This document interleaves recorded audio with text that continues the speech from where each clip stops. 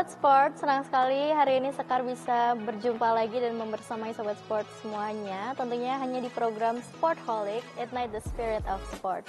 Seperti biasanya ya Sobat Sport, hari ini Sportholic akan menghadirkan narasumber dan Sekar akan berbincang-bincang dengan narasumber kita yang tentunya akan berbagi pengalaman dan ceritanya di bidang olahraga yang beliau tekuni ataupun UKM yang beliau ikuti.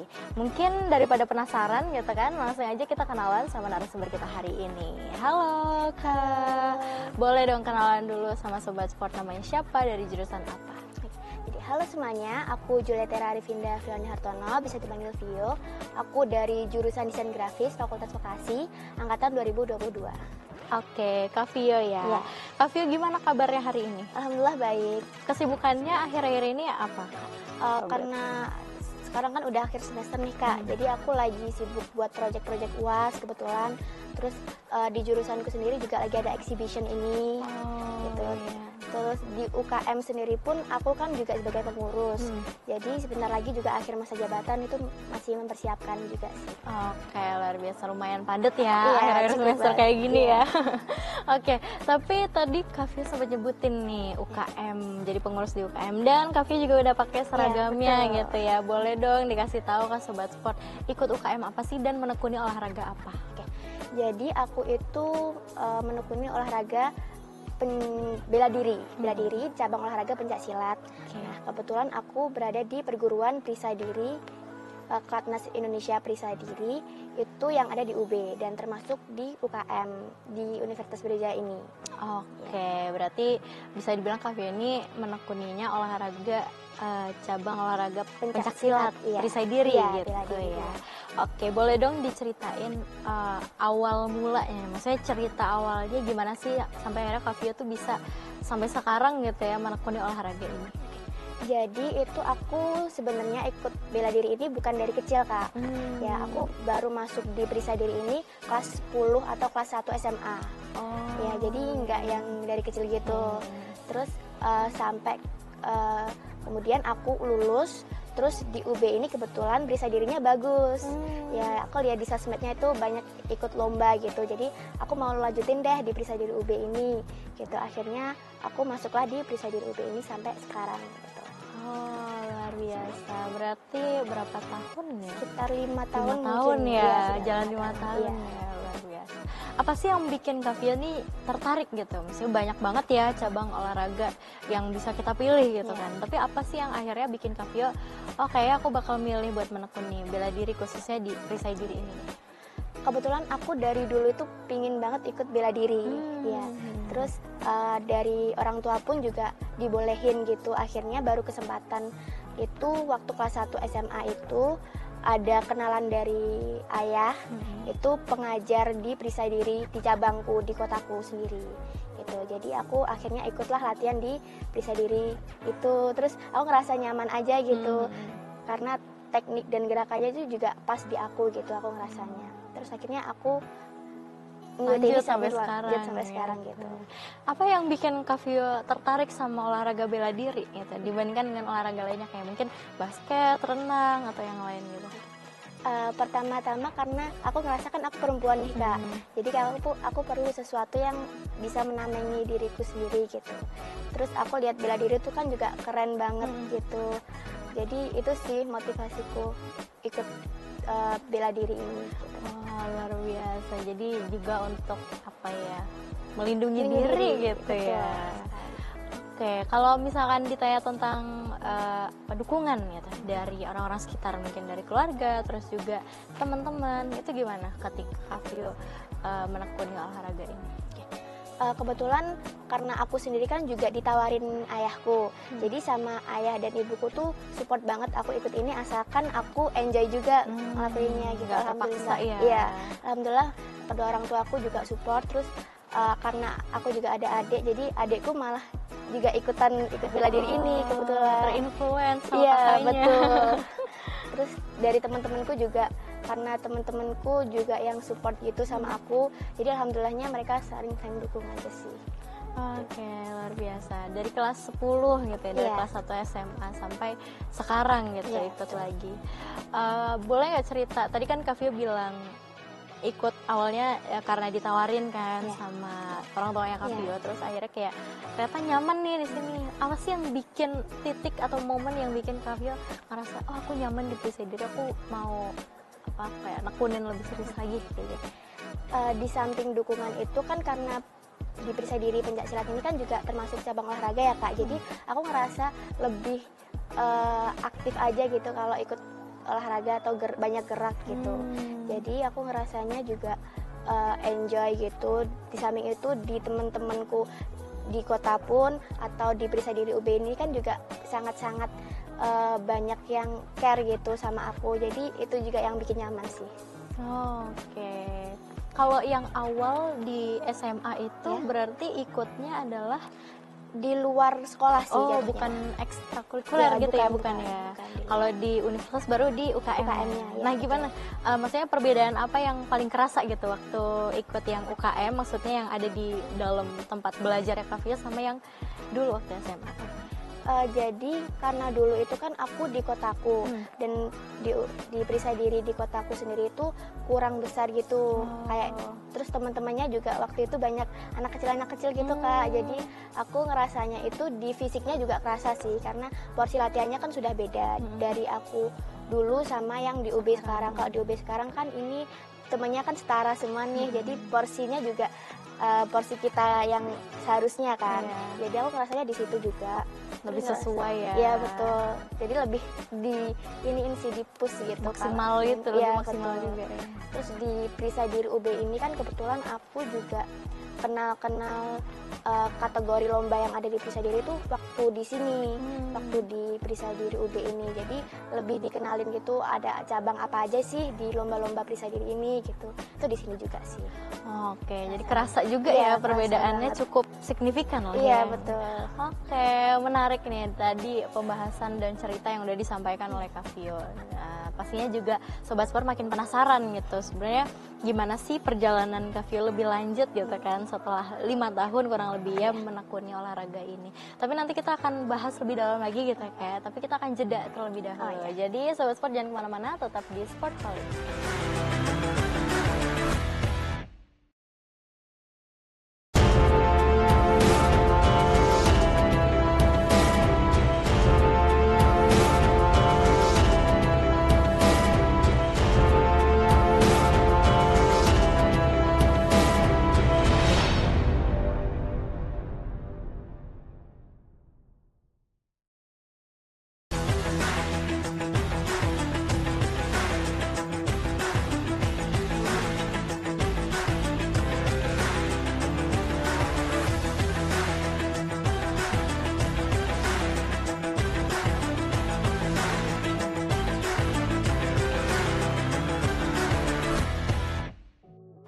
Hai Sobat Sport, masih di Sportholic bersama aku Sekar dan juga Kak Vio, narasumber kita hari ini.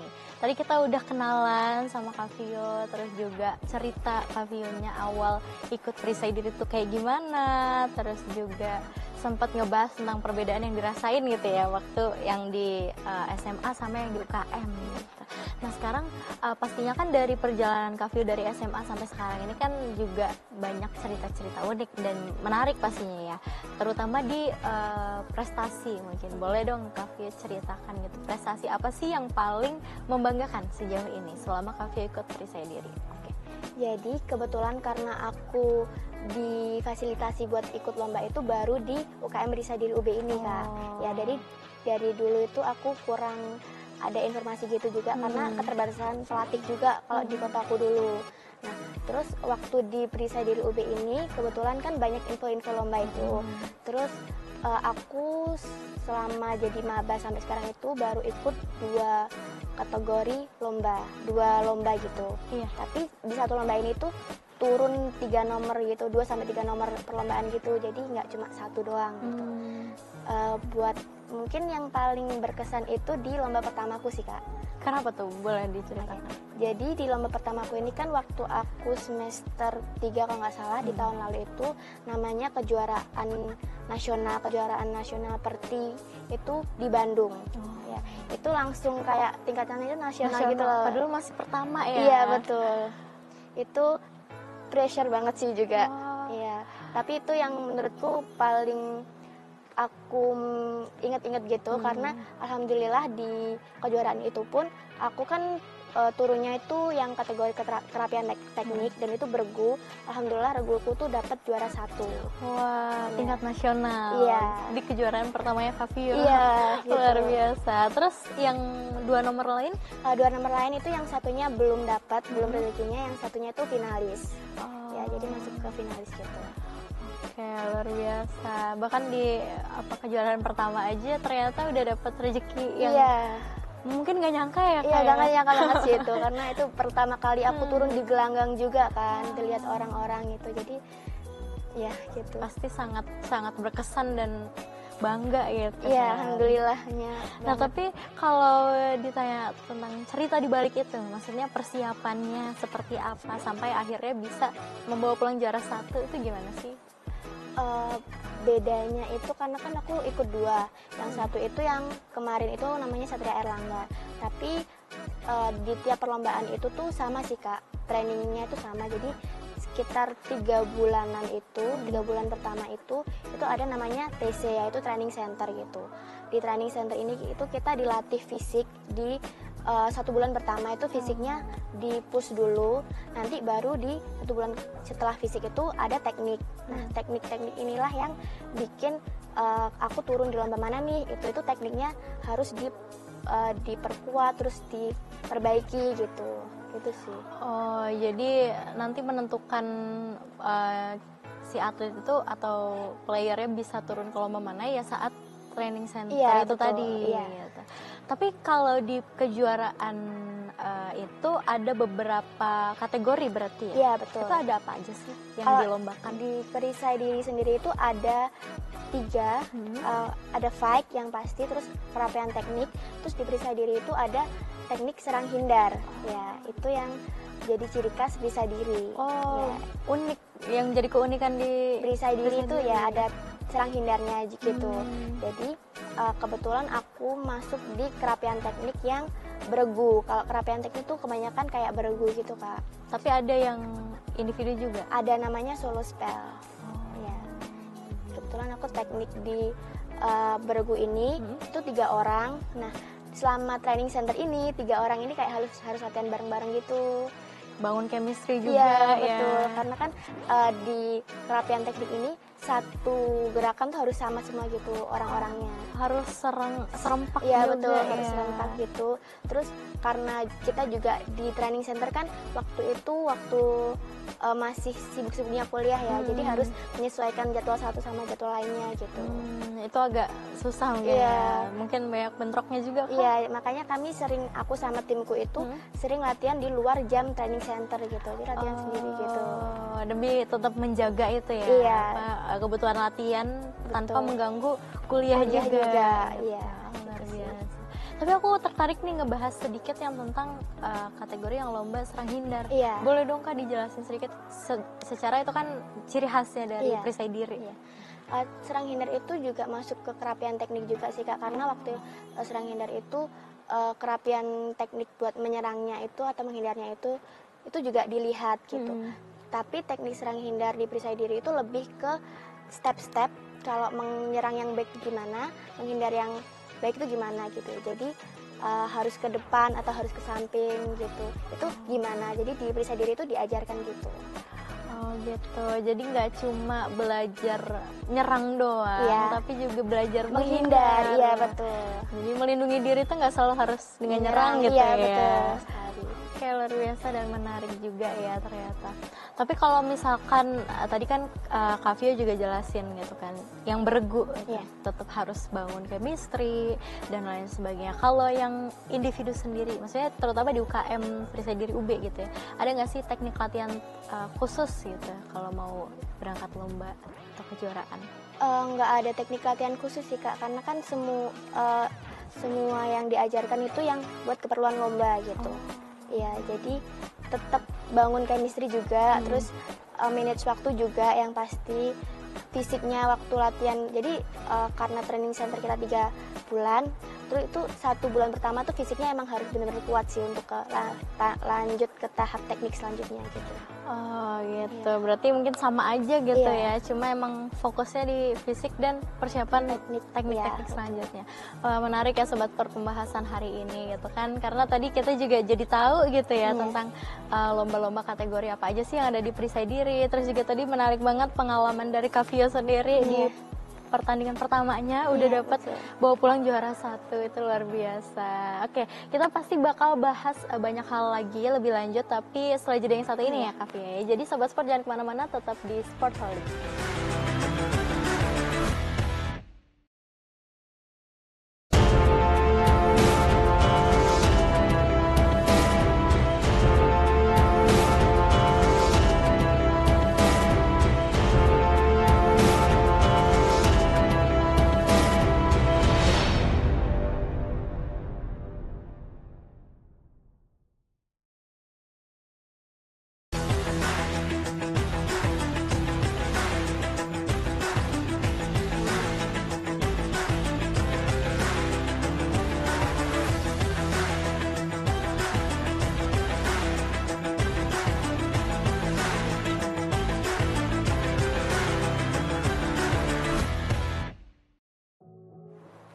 Hai Sobat Sport, masih di Sportholic sama aku Sekar dan juga narasumber kita hari ini yaitu Kavio dari Perisai Diri Universitas Brawijaya.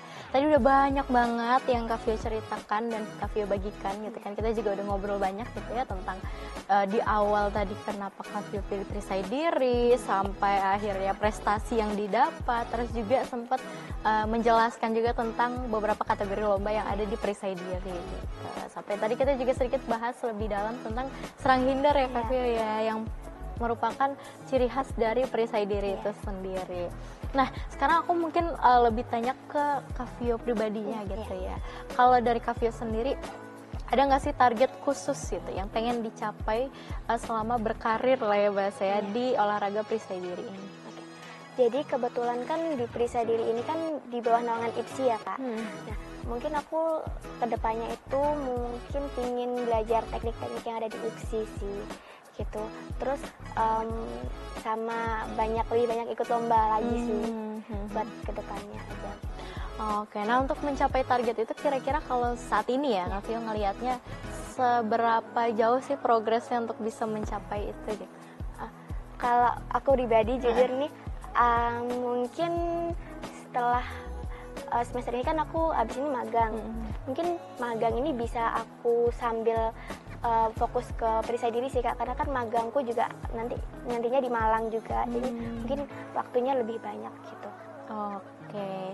Nah, kalau kejuaraan atau turnamen yang selanjutnya kira-kira ada rencana nggak sih event terdekat yang ingin diikuti itu apa, atau pengen banget sebenarnya ikut kejuaraan apa gitu? Aku pribadi pingin, ini kan nanti ada kejuaraan perisai diri internasional ya Kak. Mungkin kalau dikasih kesempatan sama kalau ada waktu aku sendiri itu pingin coba ikut gitu. Amin, semoga bisa ya. Tapi kenapa? Maksudnya kenapa yang kejuaraan perisai diri internasional ini? Ada atau nggak ada kepengen yang lain gitu? Karena itu kan event yang di perisai diri sendiri itu event besar gitu, karena udah sampai ke internasional, ada beberapa negara yang ikut juga kebetulan. Terus aku dengar dari alumni senior tuh kayak keren-keren gitu. Jadi pingin coba kalau dikasih kesempatan sih. Kayak luar biasa. Semoga kita doain bersama-sama gitu ya. Semoga nanti Kak Fio juga dapat kesempatan dan bisa lebih bersinar gitu di perisai diri. Oke, kalau tadi kan aku juga udah tanya tentang alasan Kak Fio kenapa milih perisai diri gitu kan, kenapa pilih olahraga bela diri selain pengen punya ilmu untuk melindungi diri gitu kan. Mungkin aku mau nanya lebih ke manfaat yang dirasakan sekarang setelah dari SMA sampai sekarang ikut dan menekuni perisai diri ini. Kira-kira apa sih manfaat yang dirasakan oleh Kak Fio sendiri? Manfaat dari privilege itu mungkin aku mau bahas yang dari privilege dulu sih Kak. Dari privilege ini tuh karena aku di UKM perisai diri ini banyak senior, jadi manfaatnya aku dapat insight gitu dari senior kayak informasi-informasi lebih soal kehidupan di luar lomba juga, magang atau kerja itu bagaimana. Lalu di event lomba pun itu senior-senior kan lebih ini punya pengalaman lebih itu ya, jadi lomba kayak gini tuh kayak gimana sih nantinya gitu, apa menangnya tuh gimana, kayak apa sih ilmunya ya ilmunya juga dapat gitu. Itu sih. Berarti selain dapat ilmu tentang bela dirinya, dapat juga ilmu dari pengalaman relasinya Kak Fio gitu ya. Terus mungkin karena ini kan olahraga juga, sama aku tuh ngerasa lebih sehat aja gitu, karena kan cukup sering olahraga fisik ya. Betul. Gitu sih. Oke, tapi kalau misalkan Kak Fio melihat gitu ya, keistimewaan yang dirasakan oleh Kak Fio olahraga bela diri ini, perisai diri dibandingkan dengan olahraga lain, maksudnya kayak basket, renang, maksudnya olahraga-olahraga yang populer biasanya tuh apa? Keistimewaannya? Karena kan basket atau renang itu kan juga sama-sama positif ya Kak. Di bela diri kan kita dapat ilmu buat melindungi diri juga sih. Itu balik lagi ke situ sih. Mungkin keistimewaan yang aku dapat itu juga bisa melindungi diriku. Terus mungkin di teknik-teknik gerakannya pun itu karena aku ngerasa aku lebih enjoy di sini, itu aku ngerasa itu lebih agak nggak terlalu berat gitu buat aku. Karena ngerasa nyaman tadi nyaman ya, dan gitu. emang suka gitu ya. Suka. Jadi kayak seberat apapun latihannya, seberat apapun kegiatannya juga tetap aja suka gitu ya kayak. Suka gitu. Oke, luar biasa. Nah mungkin Kak Fio ada nggak sih pesan buat sobat sport ya yang tertarik gitu terhadap olahraga bela diri gitu, tapi kayak atau mungkin sobat sportnya ada yang sebenarnya pengen ikut perisai diri tapi masih agak ragu-ragu gitu, ada nggak pesan buat mereka? Kebetulan karena aku sendiri kan perempuan ya Kak, gitu, terus aku sendiri juga baru ikut perisai diri ini nggak dari kecil. Biasanya kan banyak nih orang-orang yang mikir, aduh aku telat nih gitu. Kalau ikut sekarang itu nggak ada kata terlambat untuk belajar ya. Jadi nggak apa-apa kan, karena di sini kita juga belajar bareng, kita nanti berjuang juga berjuang bareng gitu. Jadi saling merangkul aja sih. Jadi jangan binder, jangan insecure juga. Terus kalau kalian niat pasti itu bakal terlaksana dengan baik kok gitu. Oke, luar biasa. Mungkin satu pertanyaan terakhir, Kak Fio boleh nggak kasih tahu apa sih motivasi terbesar Kak Fio sampai hari ini tuh masih bertahan menekuni olahraga perisai diri? Motivasiku itu yang pertama yang tadi itu karena relasi-relasi terus di sekelilingku itu positive vibes-nya kena banget. Terus kebetulan aku juga udah sejauh ini, jadi kayak kalau aku tinggalin itu nanti bakal jadi sia-sia juga kan Kak. Jadi itu sih, aku harus bertahan juga. Kebetulan aku juga udah ikut beberapa lomba, jadi semakin ketagihan gitu. Iya, jadi kayak sayang banget kok ditinggalin gitu. Oke, luar biasa. Terima kasih banyak Kak Fio karena sudah menyempatkan waktunya untuk hadir di sini dan berbagi kepada sobat sport. Semoga apa yang disampaikan Kak Fio nanti bisa bermanfaat untuk semua yang menonton, ya kan, bisa menginspirasi sobat sport dimanapun berada. Dan kalau gitu sobat sport, itulah akhir dari bincang-bincang kita bersama Kak Fio dari Perisai Diri. Semoga bisa bermanfaat dan sampai jumpa di episode Sportholic berikutnya. Bye bye.